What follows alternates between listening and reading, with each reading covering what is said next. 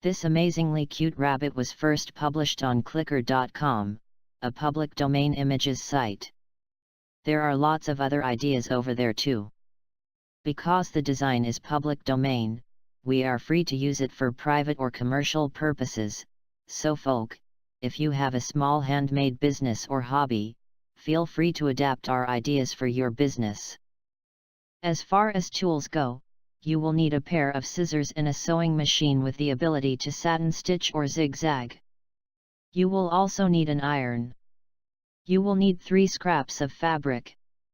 We used a piece of remnant that we picked up in a pack, which is unfortunately no longer available. Somerset Shirtings circa 1890, by Julie Hendrickson and Nancy Gear, pattern number 35208 from Wyndham Fabrics.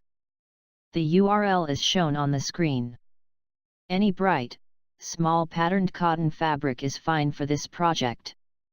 You also need 2 additional pieces of fabric. One for the ears and tummy, the second for the eyes and teeth. We also used a store-bought t-shirt for convenience and speed, but homemade is just as good. Iron the 3 fabric pieces so there are no creases or wrinkles in them, and place to one side. There are only 7 pattern pieces for the rabbit. Each of the pieces needs to be transferred onto a piece of double-sided fusible webbing.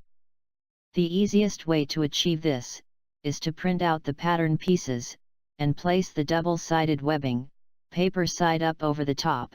You should be able to trace the pattern. If you cannot easily see the pattern, hold both the pattern and the webbing together over a bright window.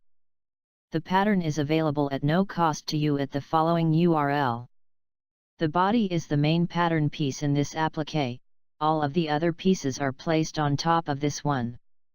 Cut around the double-sided webbing body piece roughly. There is no need to be precise at this stage, that will occur when the fabric is attached. Place the body fabric on your ironing board, right side down. Place the double-sided webbing, paper side up, on top. Use a hot iron and press the double-sided webbing onto the fabric. Carefully, with a sharp pair of scissors, cut around the pattern, making a bunny body from the fabric bonded to the webbing. Put this piece to one side for the moment. Take your second fabric, the one you have chosen for your bunny ears and tummy. I chose a pink cotton for my project. Iron it so as there are no creases or wrinkles.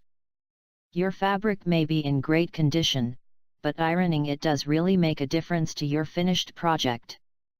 As before, place the fabric to one side for a moment, while you roughly cut around the double-sided webbing pieces. Place the pieces on the wrong side of the fabric, paper side upwards. Using a hot iron, bond the webbing to the fabric. Using your sharp scissors, cut out each of the shapes. Place these 4 pieces with the body piece. The eye background and the teeth are cut from the third fabric choice. I used a white fabric for this. Cut roughly around the pattern pieces on the double-sided webbing. As before, iron the fabric before pressing the pattern pieces, paper side up, to the fabric. Cut the pieces out carefully. The image on the right shows the fabric with the pieces bonded.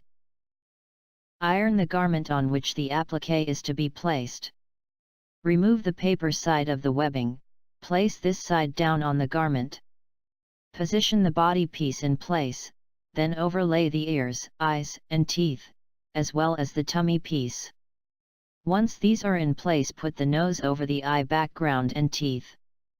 Play around with the layout until it is as you want it.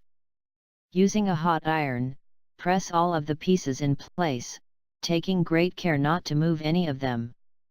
You may prefer to place another fabric piece over the top of the design to ensure none of the glue is transferred to your iron. At this point, you are very nearly complete. All that now needs to happen is to run a stitch around the pieces to ensure they hold together.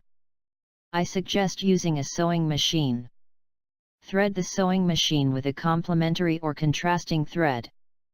Set a zigzag or satin stitch on your machine and stitch around each piece, so as the stitch is just inside the border. Don't forget to sew the whiskers. As you can see in my example, I chose not to include them. It is possible to use hand stitching instead. If you prefer this, use a herringbone or blanket stitch to hold the pieces in place. For the whiskers, use a back stitch. Sew on 2 buttons for eyes. Your bunny is complete. Congratulations! Thanks for watching our video.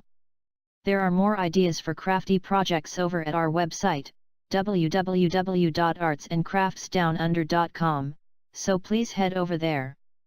We'd love to see your projects too, so please post your take on our ideas and leave your comments. Take care. And, happy crafting from the team at ACDU.